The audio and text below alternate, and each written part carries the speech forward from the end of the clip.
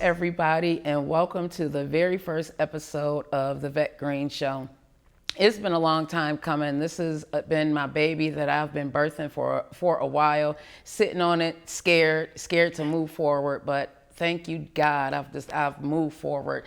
And today I have a very special episode that I am bringing to you. It's something that's near and dear to my heart. It's about the opioid crisis. Tonight we are going to be speaking about fentanyl. When I came back to Buffalo, New York, in my hometown of Lackawanna, New York, I was very surprised at the amount of fentanyl deaths that had occurred. And what I realized very soon is that this thing does not have just one face. It attacks anybody. You can be a woman, you can be a man, and it does not discriminate. Any color, any sex, it does not discriminate. So I decided to do some segments about it because I need to provide awareness. My goal and my intention is to learn, teach, and reach somebody because we need to stop these deaths. A lot of people are going to take these drugs. I understand that, but what we can do is provide awareness so that they know that they need to be aware of what they are taking. Tonight I would like to introduce Francesca, and I would also like to introduce Demetria. They both are here to help me with this segment. So Francesca, go ahead and introduce yourself and tell the listeners of the Vette Green Show now who you are and what it is that both of you do. Well, congratulations. Oh, thank you. And thank you so much for having us. Thank you. I am the Executive Director of Buffalo Clinical Lab and Drug Testing Center, located on 2731 South Park Avenue in Lockport. In Lackawanna. Yes, our hometown. Lackawanna.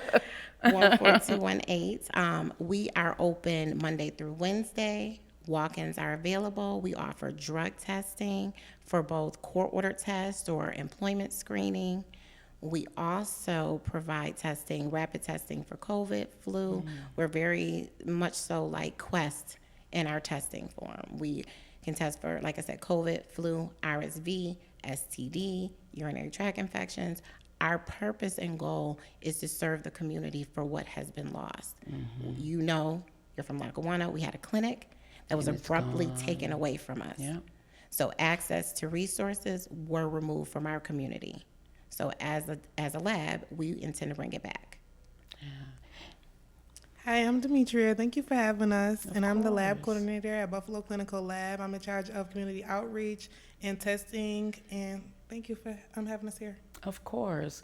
Now, I do want to get into what it is that you do, but part of our conversation is what made you decide to open this lab, other than the lack of resources. You saw that there was a need, but during the opening, you also saw that there was a lot of drugs that a lot of people did not realize that they were taking, one being fentanyl. So what made you move forward with even expanding? Because you're a mobile lab. You started out as a mobile lab, but now you've expanded, and congratulations to that. I watch you, I do, and I see what you and your sister are doing. I'm very proud because I like to see especially women who are from my hometown that are doing something positive, and you are always doing something positive. And I think that is so great that you are doing this because it's needed.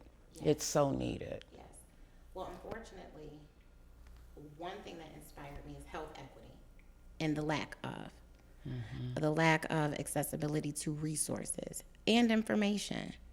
Unfortunately, there are a lot of people in the recovery community that do not have access to the information to assist them with their journey successfully. So when we decided to expand, community outreach is important to us. So we're not looking just to bring you in and test you and then send you on your way. We have tools. We accept insurance, which actually helps to keep a person on track. If you don't have to pay for testing, you're not nervous about going to get a test because, I can't pay. Now, if I'm in drug court, if I'm on probation, I violate because I don't have the funds to pay to be tested. So certain things we wanted to offer to allow people a successful journey in recovery. And I saw that wasn't happening, unfortunately. Except with the abrupt closing of our clinic, where are you going to get tested now? Right. The nearest lab was Quest. In the And that's in Southgate Plaza in West Seneca. You have to get either, you have to have bus fare or have a vehicle, because you can't, I mean, you can walk to Southgate Plaza, but it's going to take you about 2-3 hours. Absolutely is. You know, we're right across the street from the Lackawanna Police Station and City Hall. So we're accessible, easy to get to. Our doors are open, and we're willing to help. We provide counseling information. As I stated, we accept insurance. We are a PAN facility, which means we offer public access to Narcan. Okay. No questions asked.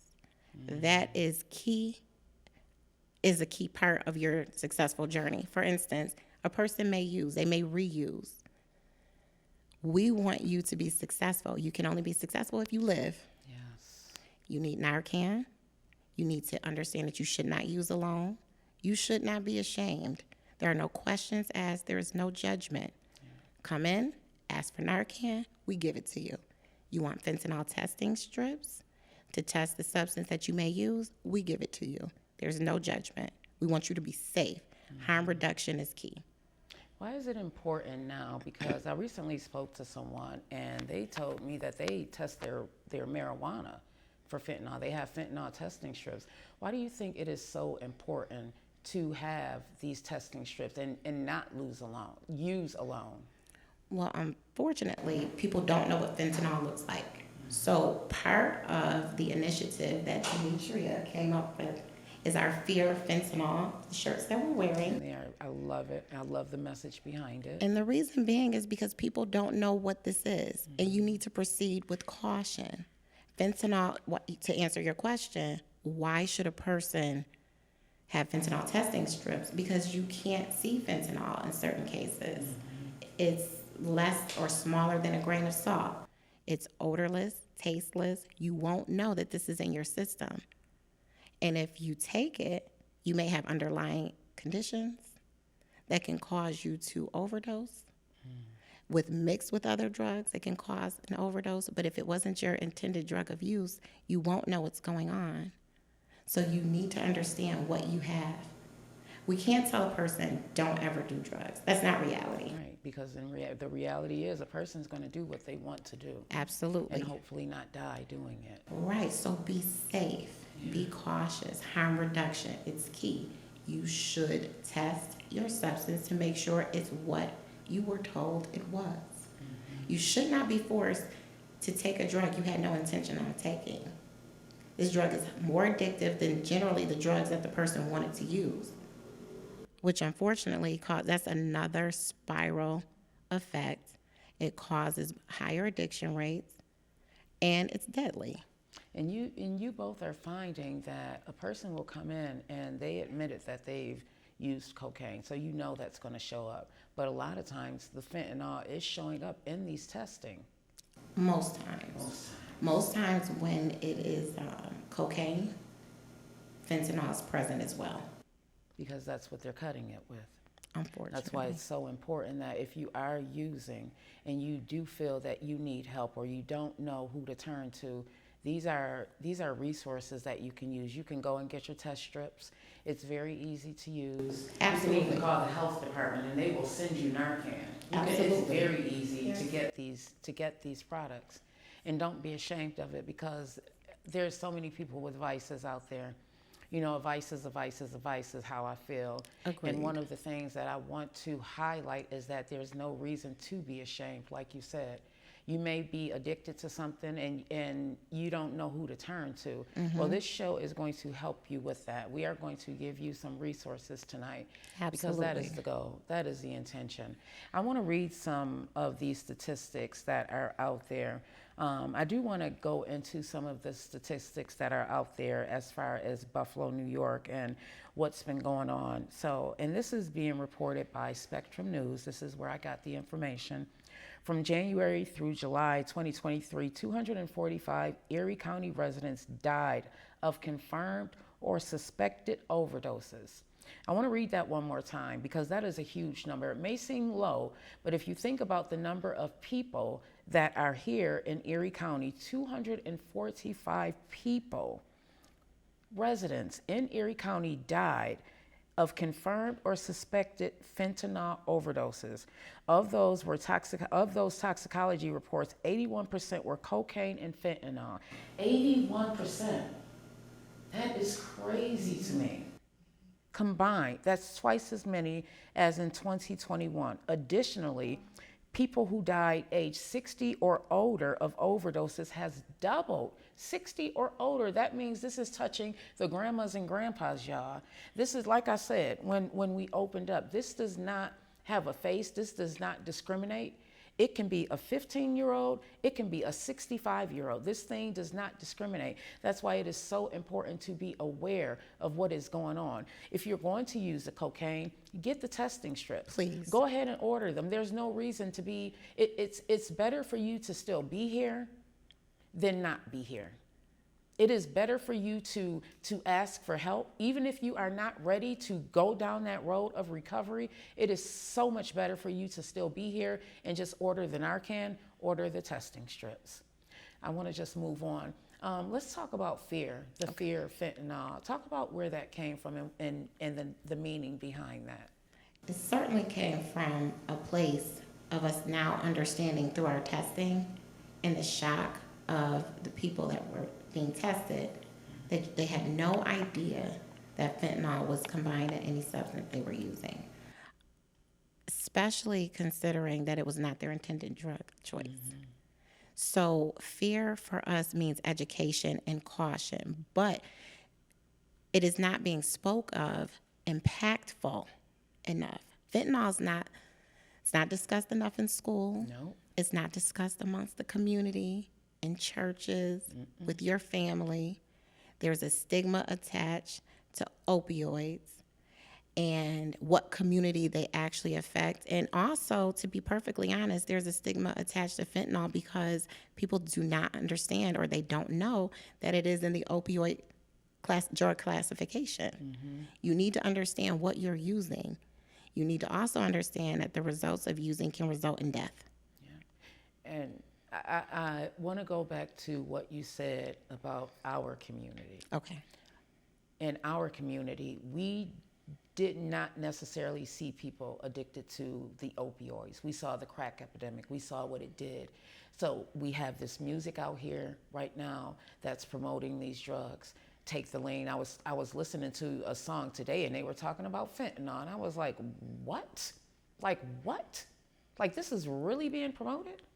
And like you said, there's a stigma in our neighborhoods, in our culture. There's a stigma that that we aren't affected. Absolutely. But the people that I'm seeing passing away, that are dying, are people that look just like you and I. Absolutely. Just like you and I. So yes, it is in our community. Yes, our community is being affected. And yes, this is a discussion that we need to have. This is a discussion that should be had at your kitchen table because these kids are out here partying. These are party drugs now.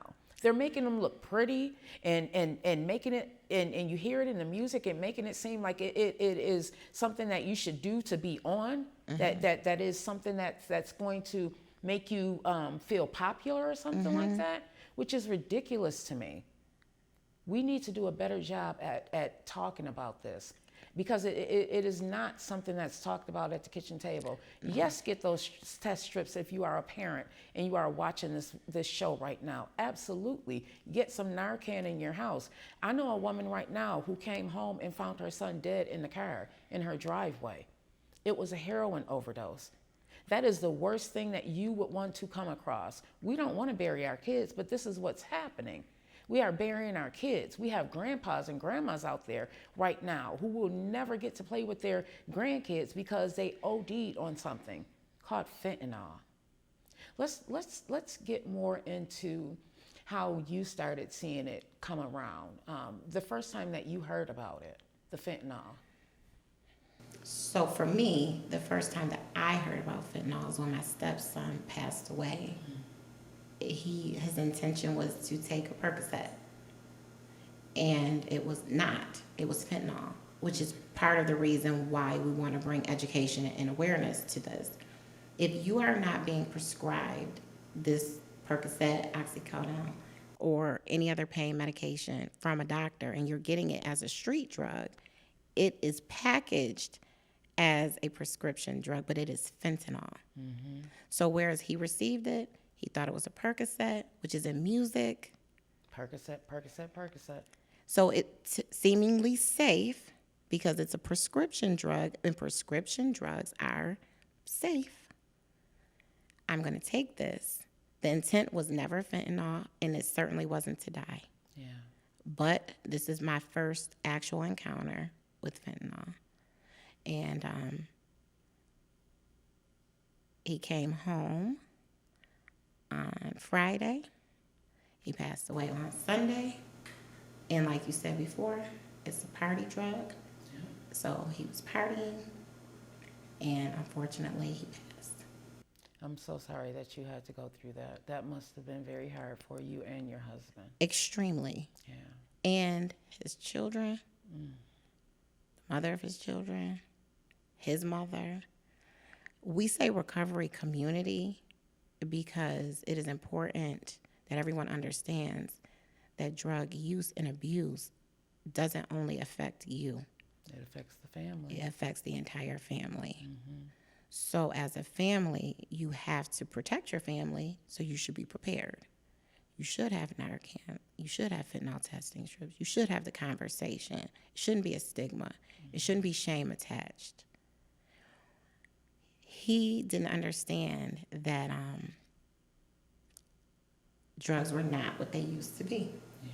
That since 2020, there's been an influx of what's called bad pills. They're not bad pills, they're just not what you thought they were. Synthetic.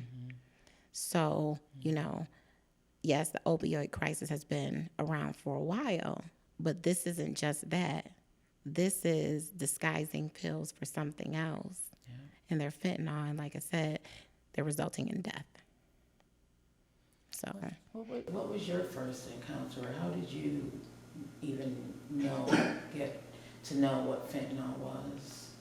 I learned really a lot about fentanyl at this job, but I actually had a lot of encounters with overdose, a lot.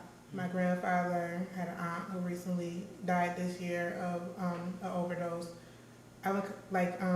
Addiction runs really, really, really deep in my family on both of my sides, my mom and my dad's side. So it's not nothing new for me to see addiction or to be around addiction and people of recovery. I'm used to it. So it's like being at home, to be truthfully honest. Yeah. Fentanyl is just worse. You die instantly. A little bit, A grain of salt. a grain of salt is enough for you to die. So you think, okay, I'm gonna take this pill. You're not gonna take that pill. Yeah. Taking that pill could lead to your death. Taking that pill to party, and I overstand this music can be so addictive to listen to, and it makes you feel a certain kind of way. You get in this trance, and it's like, yeah, I want to be like that star. I want to be like Future, Percocet, Percocet, Percocet. Oh, I want to take this Percocet because they said that it's going to make my sex drive even better. It can lead to death. You may not be able to get up in the morning. You may not see the next day. It is so important, and I do not want you to not take anything. I want you to take from this show that you can die. You can die. You are out there partying right now, and you don't know what you're taking. You don't know what's in that drug. I know your friend may have given it to you and said it was okay. And you may have seen them take it, but your body may react differently to it. There's so many people out here that are dying. It hurts my heart because I look at these babies. Because the demographic, I know what the statistics are saying, but what I'm seeing are these babies, those kids that were born in the 90s, whose parents were addicted to crack cocaine, and now they have this addiction, and now they're doing these drugs as well. I see a lot of that happening. And I just want to provide some awareness and also provide a place where people can have a safe space to talk about it. The Vette Green Show is open to talk about it. I want to put that out there as well. This is going to be a monthly segment. It's something that's near and dear to my heart because I saw what drugs can do to communities. I saw what the crack epidemic did to my community. I saw parents turn into what they call fiends, and they begin to sell the furniture. I saw people not having food to eat because of the drugs that were running rampant in our community. And I'm thinking, wow, you know, like this is even stronger. The biggest like fentanyl difference, affects your body. right? So versus living with it, you die. And there's no other way to put it. You get it, like you said, the music wants to romanticize it. They want to glamorize it, make it seem like this is a social class drug, and if you use this drug, you're at a certain level socially or class wise. But what is not being said is that you will die from using this drug. It was not prescribed to you. You do not know the dosage. You do not know what else it was mixed with.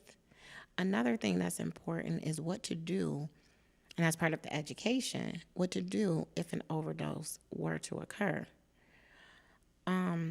People usually are scared to call the police if they witness someone during an overdose. Yep, the person that I know got left. Right, that's Got what left. happens. What part of our education is if you call the police, you are not going to jail for saving someone's life. You're not. If you are there and you call the police to help prevent someone from passing from an overdose, you're not going to jail. A lot of people are scared, thinking they're going to go to jail. I'm guilty. Oh my God, I was here. You're not. I was a part of it. You're not. Yeah. You need to understand that you need to save this person's life, and that is first and foremost. You call 911. And also, CPR is important, and access to knowing how to perform CPR, which we will be offering next month. Okay. It's our CPR classes. Okay. Do you also offer classes on how to administer the Narcan? Yes, that's coming as well with that, because that is important. It is important that the Narcan, if it's the nasal spray, which is what's available to people to not purchase, but that's what is being sent out to people through the New York State Department of Health, and that's what we have as well. It's important that you use it in one nostril at a time. It's also important that you understand that even when a person, if they're unconscious and they become conscious after you have, you administer it through the nose, you spray it up there, you hold. When they resume consciousness, you still have to call 911 because an overdose can take place from 1 to 3 hours. I did not know that. Yes. So that means that even though they're okay, Narcan will only last for 30 minutes. So they need to get They to the have to get to the hospital for further medical treatment. So the Narcan can wear off and they can go back into overdose if you never call the doctor, if you never take them to a doctor, if you never call the hospital, if you don't do that, you can go back into overdose. People don't know this, so you may say, oh, Narcan was enough. It's not enough. They need to seek medical treatment immediately. and stay there till the police get there. Absolutely. And don't worry that you're going to go to jail. As Please they don't. said, what you're doing is actually saving someone's life. It can be a matter of life and death. If you leave them there, they could die. Absolutely. Like I said, that 1 to 3 hour time frame is crucial.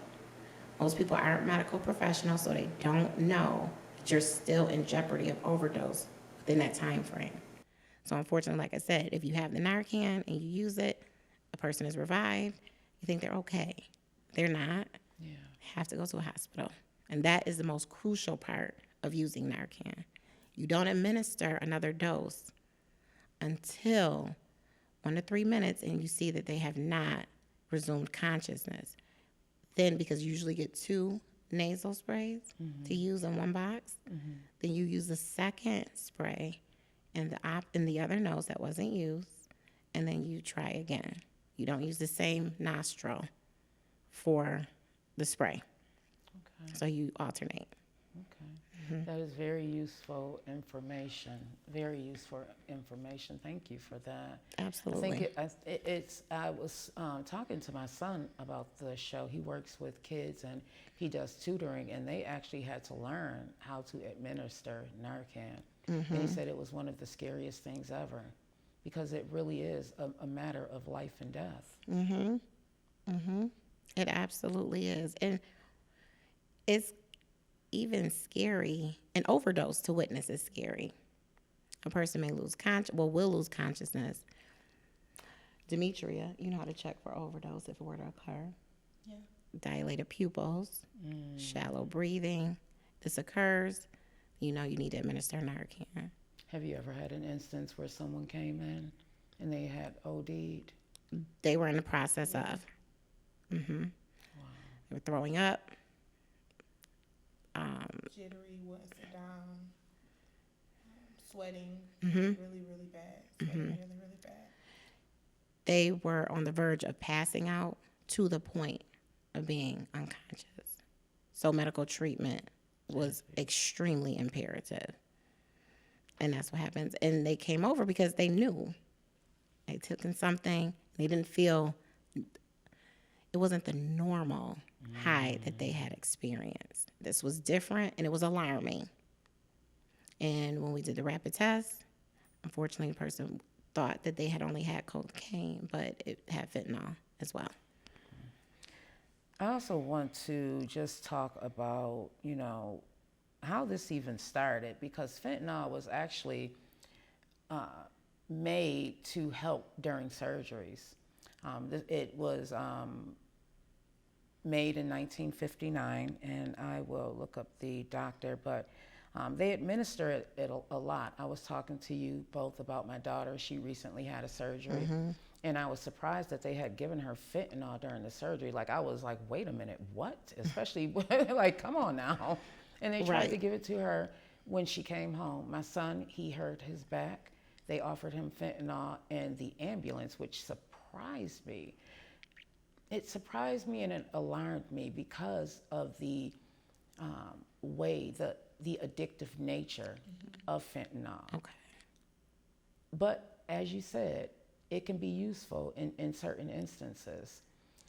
I think that you really need to know yourself as far as the drugs. If you have an addictive nature, there's other options that you can use as far as pain.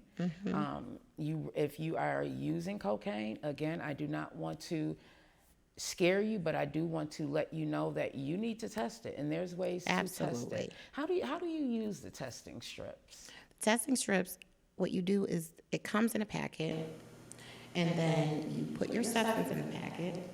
You add water. And don't be scared that you go lose too much of it, okay? It is a life and death situation. I'm just keeping it real because I don't want to put, that's too much. No, it is a life and death situation, okay? Absolutely. And, to be honest, use, like you said, don't be scared you're going to use, use what you have. So what? Right. What you need to do is you need to test it. You need to put it in that packet. There's an amount of water you put in there. And then it's mixed, and you put the fentanyl testing strip in there, and you test the sample substance. So it doesn't have to be a lot. You test the sample amount, and it will make you aware on the strip if fentanyl is present in that substance, and if what you have is actually safe to use. And it is important to not be a daredevil. It is important to not take the risk, to not play Russian roulette, because you are truly... Fear Fentanyl campaign is to make you aware that this is something that you must proceed with caution with your recreational drug use, because this is not the intended drug that you chose to use. This drug should only be used in the presence of a medical professional providing the proper dosage, not if it's packaged as one thing and it's presented one way, but you're taking something else. You don't know the dosage. You don't know what else it's mixed with. This isn't crack. This isn't meth.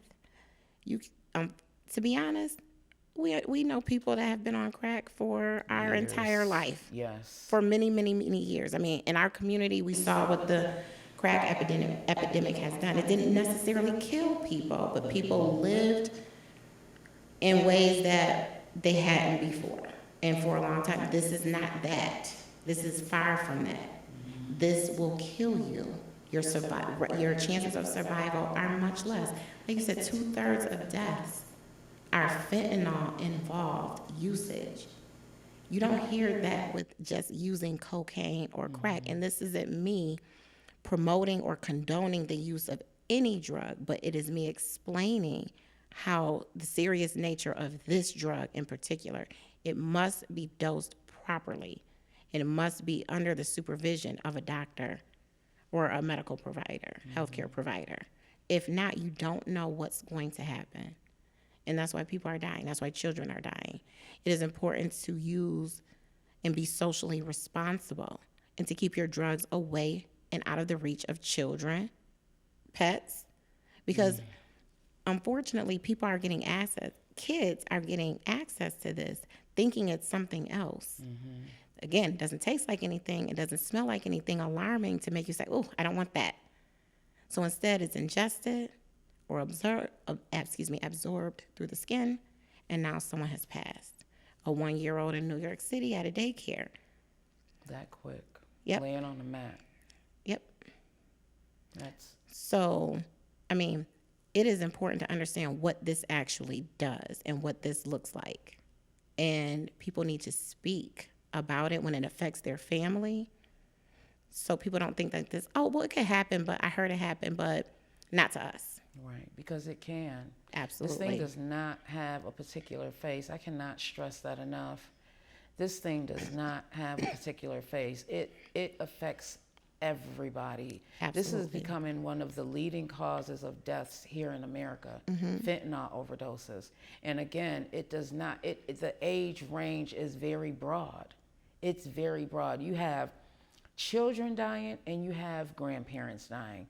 That's a large age gap. That is huge. Now, to speak to the senior community that is dying from this drug is because, again, it is presented one way, but unfortunately it is not what they're looking or intending to use. So if you have a person in the senior community who has a high copay and need pain medicine, and they think that that's what they're getting for a lesser amount with street drugs, this is why they're dying. And that is real. So, oh no, okay, so the copay is $100. I don't have that yet. I only have it in the beginning of the month. Buy it on a off the fixed street. income. I'm on a fixed income. You buy it off the street for $3 a pill. That's easier than buying your 30-day supply. For $100. Exactly. But it's not your pain medication. It's something you've never had before. Now it's highly addictive. So now if you didn't die from using it, you're making yourself more accessible to it and vulnerable to the effects of it because it's addictive. So you don't even want your prescription medication anymore. Now you're solely going and using this. Because that fentanyl is in there. And the higher probability of use can result in death. Because like you said as well, you don't know what it's going to do. It may not happen the first time. Yeah. Or second or third, because people who are providing, they're not doctors, they're not scientists, so you don't know the dosage that's in that particular batch that you received. And don't think just because you know this person and they wouldn't do that to me. You Great don't know point. where they got their dope from. You don't know what it's cut from. A lot of times they're getting their dope and they aren't using it. They're just distributing it to get the money. Absolutely. You have to understand that you have to care about you in this thing. I know that you want to party and all of that. I partied for a very long time, but then it's like, okay, when do you stop? When do you realize that you are worth living? That your life is worth living? This fentanyl thing has just gotten out of control. Absolutely. And it's like it's spiraling, and I see people spiraling, and it's kids and it's grown-ups, grandparents. Like grandparents, are you kidding me? This thing is just becoming, it has taken over our lives. It's taken over our communities. And we are standing by like it's not happening, but it's happening. It's happening in our community, y'all. It is happening. You see these kids walking around looking like zombies. Chances are they are high off of fentanyl, cocaine, and ecstasy. And this stuff is being cut with these drugs. Yep. Fentanyl is like, instead of using baby powder now, Right. they are using fentanyl because it's cheap. And it keeps people coming back. Right. It keeps them coming And back. due to the addictive properties, it absolutely does. And it's unfortunate.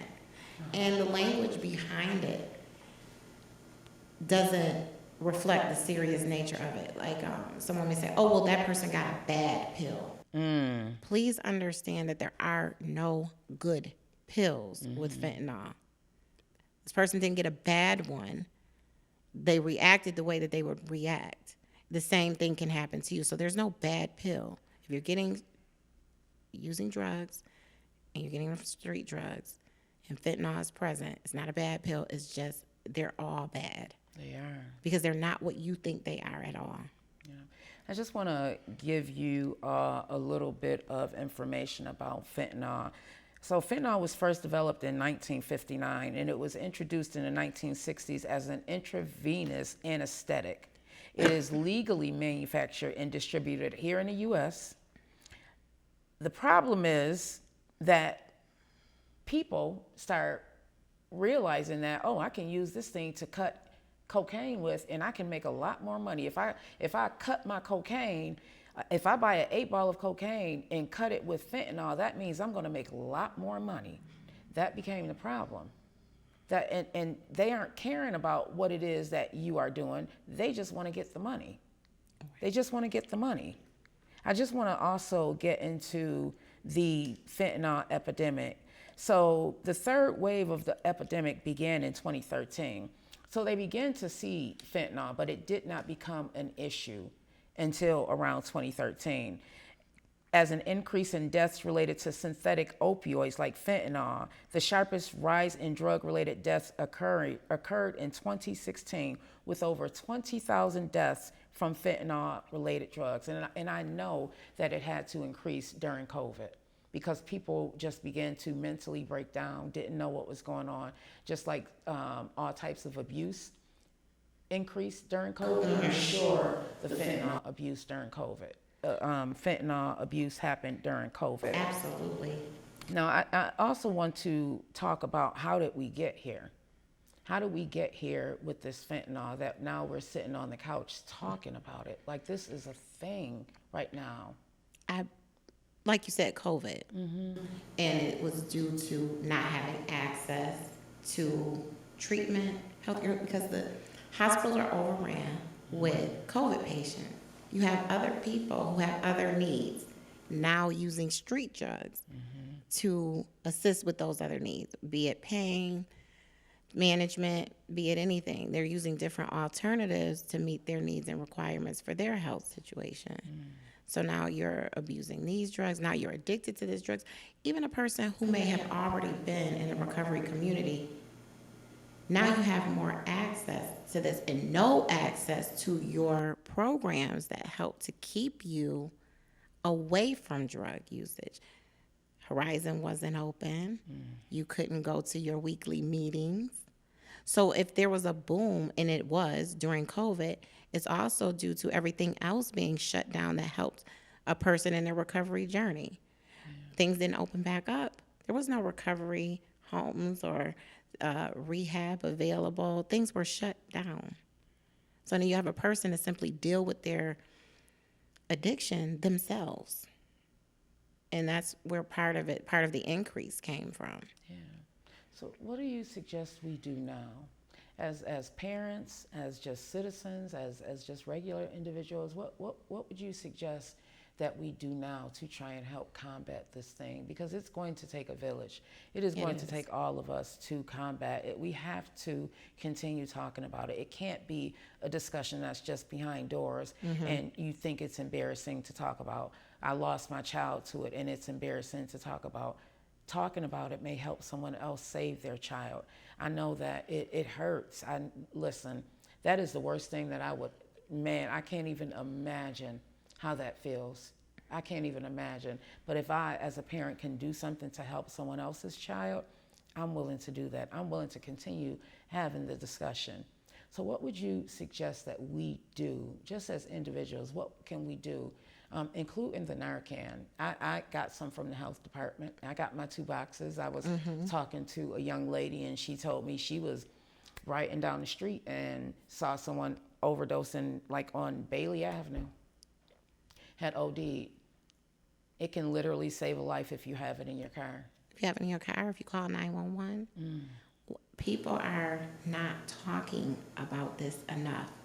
The education isn't there. The resources aren't there. And people are simply failing to act. It's like they're stuck. So there must be, part of our fear campaign, there must be action after the education. So you're educated as to what to do, what an overdose looks like, what you need to combat that, the steps that are necessary. What is your action? And who are you speaking to? Who's your audience? It should be everyone. You shouldn't say, well, we don't want to say that around the kids. No, we need to say this around the kids. Oh, no, this isn't a drug that, no, don't say that. Just say overdose. No, say fentanyl. Say it. Say the name. Say what it is. Make it more common. If you say fentanyl, some people still don't know what it is. So you can't bring awareness to something that's a secret or that's looked at as shameful, or if a person thinks they're going to be judged. Remove judgment. Be a human being. Be a human being. And just talk. And just have honest conversation, because it's nothing to be ashamed about. Because people are addicted to any and everything. There's no addiction better than anything.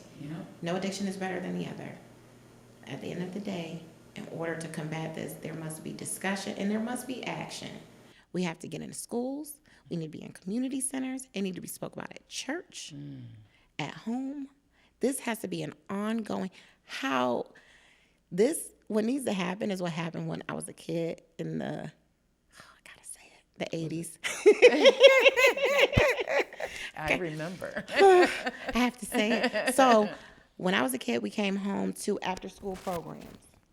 And those were important because it was the discussion after a discussion. Then in the 80s, you had Nancy Reagan with the program. Yes, DARE and your brain on drugs. This is your brain on drugs. Any questions? There was so much information and media coverage to where this is why there was a stigma. Because you looked at certain drugs like, yeah, right, no, I'm not going to do that. This was the thought process. This is not occurring. Instead, you have music that promotes it. You have a society that thinks you've gained a social status if you use it. So to combat this, you need to provide honest facts of what this looks like and what it's doing to every community. Artists have suffered loss. We have lost people that were impactful in their career as actors, singers, who will never hear their voice again or see them in a project again because of fentanyl. And it needs to be said. Now their art is lost forever. We will not see them anymore. This is due to fentanyl. Say what it looks like. Say what it means. And no one's doing it. Like I said, it needs to be in church, community centers, after-school programs need to speak on it. All the community centers with any after-school program needs to teach every kid how to use Narcan. Talk about it. Every community, church, you should pass it out. They'll give it to if you call New York State Department of Health as a facility, they'll send you boxes of it. Yep, I got my 2 boxes. Pass it out in church. Why not? Why aren't we speaking about this? It just can't be a secret, and you can't be stuck when you hear it. You can't just clutch your pearls. You need to act. You need to do something. You need to be a part of the change that you want to see. And our community needs it. It deserves it. It deserves it. We have to stop looking at it as if it is not something that affects our community. And I'm not only just talking to the Black community, I'm talking to the human community as a whole, because again, this thing does not have a face. But I also want to address our community because I know how we react to certain things, and it is something that we don't think is affecting us. We just don't. We didn't see the pills affecting us. We saw the people that were addicted to crack cocaine, so we don't think that it is in our communities, but it is. These kids are taking these drugs. If your child is coming home and they look high or something, maybe you should have the discussion with them. Talk to them about who they're hanging out with. Make sure that you know who it is that they're dealing with, because chances are, if their friends are doing drugs, your child may be introduced to those drugs as well. I know we like to think that our kids are going to listen to what we say, but unfortunately, we have a lot of children out there that are looking to be accepted. They are looking to feel as if they belong. And a lot of times, the groups that they're in, their belonging means that they have to do what they're doing. And that could mean the drugs. As a parent, I was trying another suggestion that I have as a parent. If you have any suspicion of drug use, you should bring your child for drug testing so that they can understand the seriousness of it as well. This isn't a secret. I'm not just going to have a simple conversation with you and say, no, you shouldn't be doing that. Bring them in for testing. Let us test them. Again, we take insurance. We take insurance. It's of no out-of-pocket cost to you whatsoever. 100% private, confidential, and discreet. So no one knows any information outside of the lab that sends you the report. Get your child tested, find out what they're using. You may be surprised. And they may be surprised. Absolutely. They may be surprised. They may not even know that the cocaine that they've been using or the pills that they have been popping is laced with fentanyl. Absolutely. Absolutely. Get your child tested. If you have a child living in your home, get them to if you even have a person in your home, a child in your home who's using, make them test every week. Because you never know what substance is included in the drug of choice that they're using. And it could literally be saving their lives. Absolutely. It can literally be saving their lives. I want to go into a little bit about the Narcan. A lot of people don't believe that it's something that should be readily available. They think that it's just promoting drug use. What are your thoughts on the Narcan and how easily accessible it is? Even though it's easily accessible, we still aren't getting it. But what are your thoughts on the Narcan? I think that it's going to save a life. And the goal is to save a life, to start the recovery process. That can't happen if someone passes away. So the stigma that this is promoting use is promoting life. It's not condoning use of drugs in any way. It's being responsible. As I stated, it's promoting living. It's promoting recovery. You can't recover from something if you're dead. Yeah. So you need to have this. This is just a tool for recovery. It's a tool for safety and harm reduction. It's nothing, it should not be equated in any way to permission to use. And I know people often want to say that, but that's your bias. Those are your personal feelings. But in reality, you are saving a life. Yeah. And you can't enter a person into recovery if they have passed. Yeah. And the recovery has to start when they are ready to start. So even though they may not be ready to start, you can at least help them save their life by having the Narcan available, by having the test strips available. If you know that they're going to go out and do this thing anyways, you throw condoms at them, throw some test strips at them. How about this fact when you stated about children? So if there's accidental use or exposure and you don't have Narcan, how do you save that life? You know, unfortunately, there is stigma with people who have addiction. And, you know, unfortunately, people may use the term addicts, which we do not. I like that you don't use that. No. You may say addict, and then you say, well, it was their choice, so if they die, oh, well, I've read these things. When Narcan is being offered, you'll see a Facebook ad from New York State Department of Health and it talks about how you can access Narcan. And then underneath you have terrible comments. But what about the child that uses accidentally? They don't deserve to be saved. You don't know the situation. Yeah. So you should not judge, and everyone should be prepared. I think we as human beings need to stop the judgment because you never know. It can be affecting your family and you don't even know that it's affecting your family. Because this thing is so hidden, I feel. I really had to do a lot of research on it, and it's like It's not being talked about in the schools. I can remember in the 80s the crack the egg and this is your brain on drugs. I remember that. We need more of that. We do. We need more programs for these kids to highlight what they should be looking for and make sure that they have access to things like Narcan. I agree. Have them in the schools. Have them in the churches. We called a few high schools. They weren't interested. Yeah. Really? They want to act like it's not happening.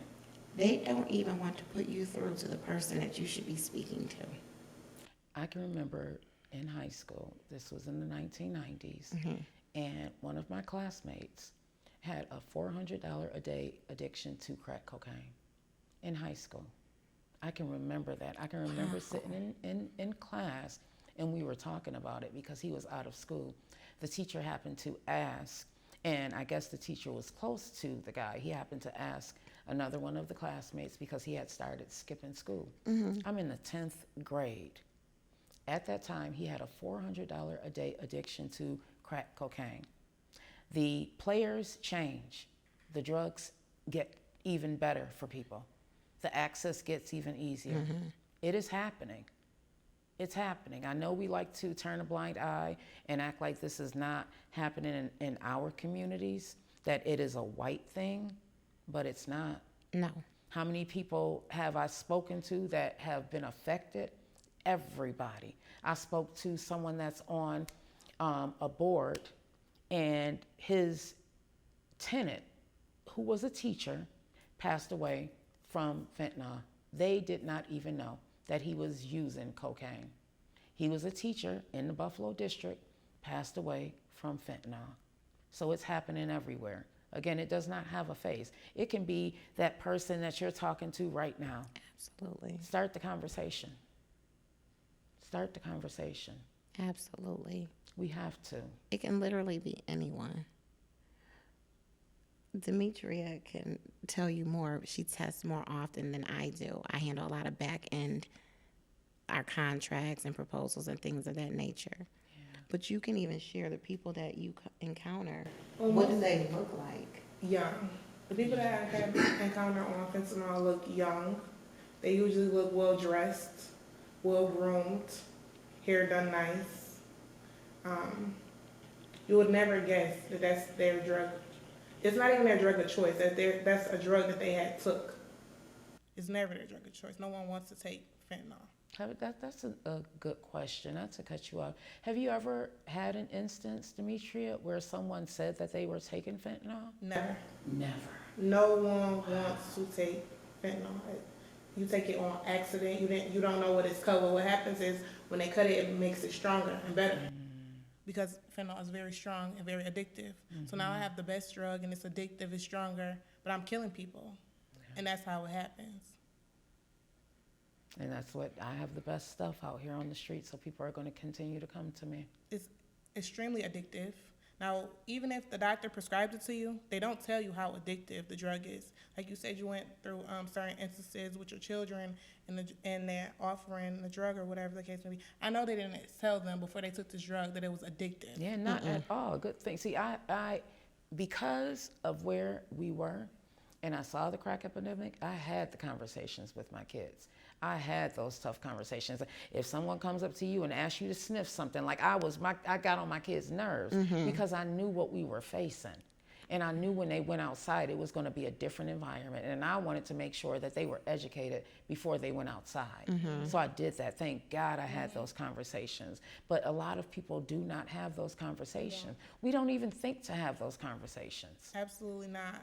You would think if your doctor prescribed you something that's safe for you, it could save your life, but it's the same drug that's killing us. The same exact drug that's killing us. Or the dosage, if you never self-medicate, never, I'm going to take a second one, because these are not the drugs that you need to take a second one of. These are the same drugs that can kill you. Right. You need to take as prescribed. Even if you were prescribed fentanyl, you have to take as directed by the physician. It's not a drug because it decreases respiration. So the more you take, it suppresses your breathing, and so ultimately you stop. And to talk more about the highest euphoric high, You get extremely high off. It's like being on a cloud or a pillow. This is the way that the people in recovery Explain it. describe the high that you feel. So this is the highest you have ever been in your life. Why would you try it again?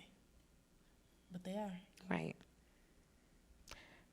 How do you explain to people when do you tell them that there's fentanyl, that they came up testing positive for fentanyl? Our process technically is we send the results to court, and because they sign a release for us to release the information to drug court, the drug court person may tell them or the judge, but we also send them the information too. Yeah. Have you ever had an instance where someone came back and was like, that has to be wrong, like I didn't take fentanyl? No. We have never had any test question. Wow. Never. Because if they're testing positive for fentanyl, the other drug they intended to use comes up as well. So they know that they encountered a substance. So fentanyl, being present at the same time, they understand that. They understand it. It's just unfortunate it wasn't their intent. But they'll say, I took cocaine. Yeah. Well, there's fentanyl as well present. And then, everyone that we had so far is surprised. I do want to provide for anyone who's out there who may be struggling right now with recovery, because a vice is a vice is a vice is a vice. There is no judgment here. This is truly a safe space. There is a national hotline for anyone that may need help. It is confidential, and that number is 1-800-662-4357. Again, that number is 1-800-662-4357. I don't want you to feel as if you are alone. I know personally how it is to deal with the opioid crisis, because I was someone who struggled with it for years. I've had over 15 surgeries, and I remember my ex saying that the doctors were just legal drug dealers. And before I knew it, I was taking it to just numb my pain.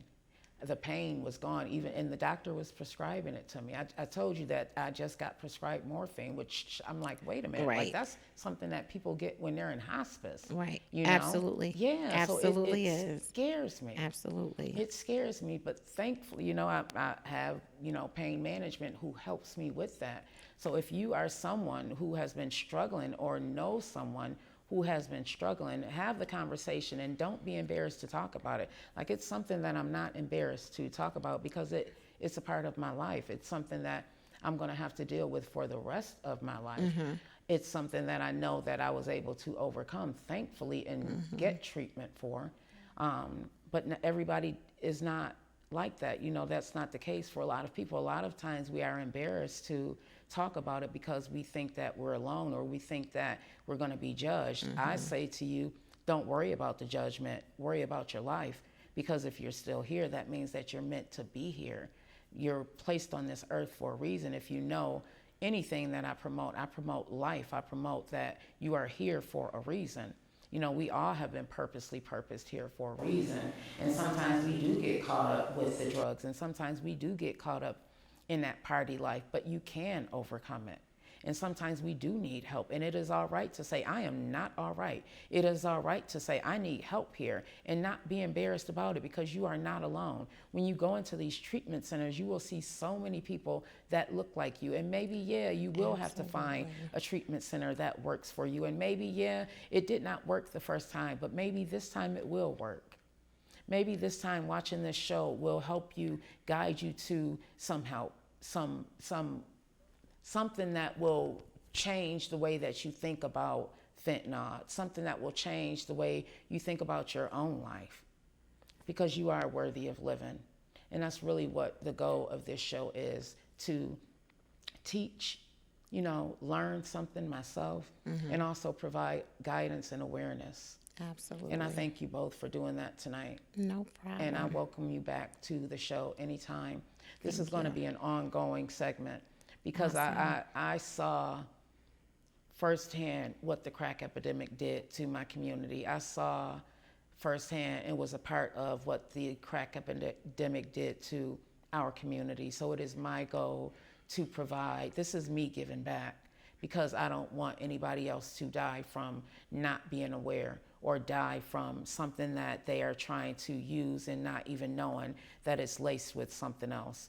I've seen people break down because they've had to bury their child because the child thought they were taking a Percocet and they were taking something that was laced with this drug called fentanyl. It is the F word that is not spoken about. It is the F word, I feel like, that is killing so many people in our communities, and it is time that we stand up and do something about it.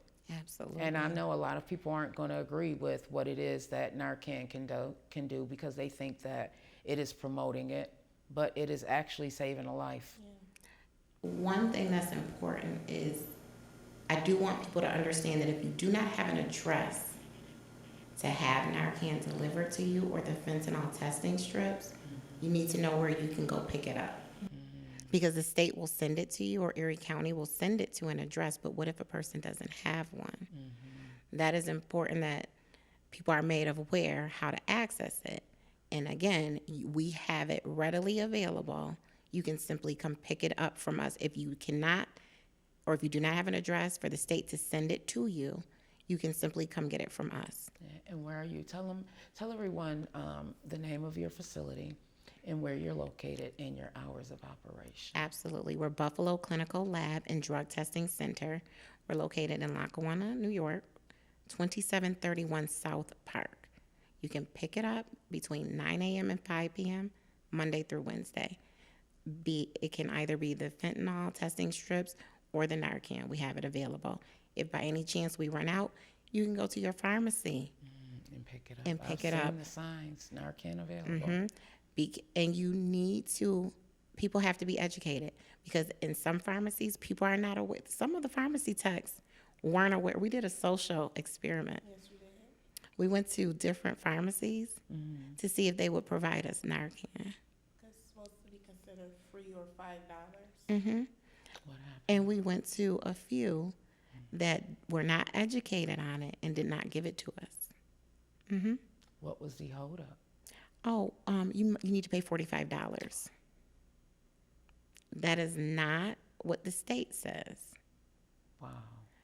We were turned away from a certain pharmacy, and then there was other pharmacies that we had to ask for the supervisor, who overrode the fact that we needed to pay, and then they allowed me to get it. The thing is, we want to make sure that when we provide information, we provide correct information. So when we tell you we don't have it, we'll tell you where to go where it's hassle-free. We've done the research. We're out in the field. We're not just speaking on things that we hear. We literally rode to several pharmacies to see if this was accessible for people.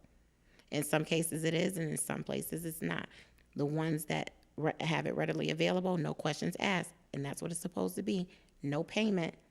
We will let you know. You can also, our phone number is 716-256-2011.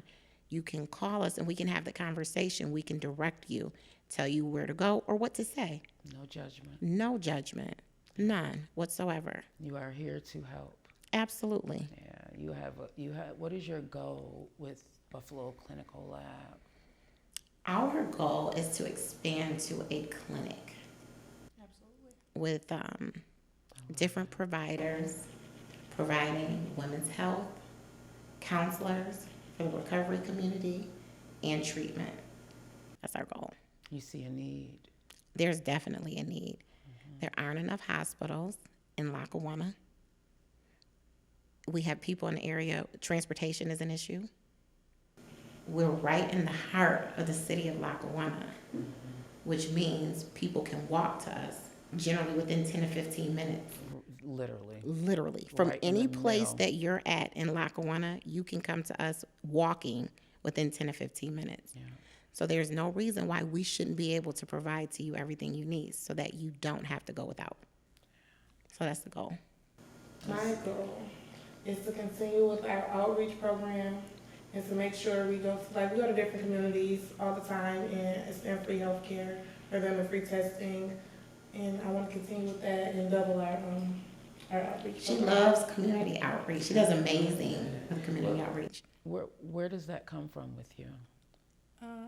It comes from the love of helping people. Yeah. Yeah, I love to help people, Yeah. and we have a need for it right now. We do have a need. Yeah. And we need more people like you, like the both of you. And thank you. But also, it's not just Lackawanna. We're mobile. So if there's a need for testing, we can come to you. And we have enough staff. We can make it happen. We're not understaffed. If there's a call, we can come out. Our initial, like you said earlier on, we're mobile. We're a mobile testing center. Mm-hmm. So if there's a need for us, we can come wherever you are. What's the phone number again? 716-256-2011. And are you on social media? We are. Okay. All right. We are. Where can they find you on social media? Buffalo Clinical Lab and Drug Testing Center. Okay. You send us a message, give us a call. Like I said, if you need testing, we can come to you. And that's any testing. But if there's an emergency, we can bring Narcan too. We'll do that as well. Testing strips as well. You guys are phenomenal Thank you. and doing a fantastic job. Thank you so much for joining me on the very first episode of the Vette Green Show. I was Thank just you. about to say Think and Grow with Vette Green, but the Vette Green Show. Thank you. This is very near and dear to my heart. And again, I welcome you back on the show. This is going to be a monthly segment because I need to reach these kids. I need to reach these individuals. I need to let them know that their life is worth living and that they are not alone and that we can provide resources. We can provide information that you need that you may not even know about. The Narcan, I did not know about that as far as the pharmacies. So thank you for that as well. She also provided guidance on how to administer the Narcan. If you can just say that one more time just so that they are aware, because I wanted to get to everybody. Please understand with using Narcan, it is one nostril per use. So if you've already administered into one nostril, if you have to use it again to revive someone, you need to use the opposite nostril that you use. You also need to be with that person until medical treatment arrives. So if you need to call 911, an ambulance needs to come and get this person because accidental overdose is between 1 and 3 hours long. Narcan only lasts for 30 minutes. So they have to get to the hospital. They absolutely have There's to. a window that you It is. have of 30 minutes. 30 minutes. After 30 minutes, they can go back into overdose. What if a situation were to occur that to revive them, you've already used the 2 that come in the box? So it is imperative that the first thing you do is call 911 so someone is on the way. The clock is ticking from the time that you first use it. So within that 30-minute window, someone needs to be coming. You need to have 911 coming. The ambulance needs to come. Because, like I said, I can't stress enough, it's 30 minutes. A overdose is between 1 and 3 hours. After the 30 minutes, they can go back into overdose and you're not prepared. Wow. Thank you. You're welcome. Thank you so much. Thank you for I having us. really appreciate it. Absolutely. Again, thank you to everyone who has watched the first episode of the Vette Green Show. We are coming back again. This is going to be an ongoing conversation.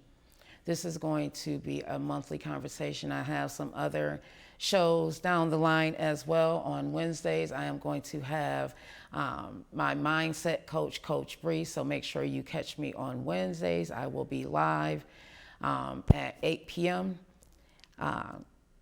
Thank you. I can't believe this is here. Like, I can't believe it. So thank you, everybody. I love you. I love you much. Love you long life. This is the Vette Green Show. See you when I see you.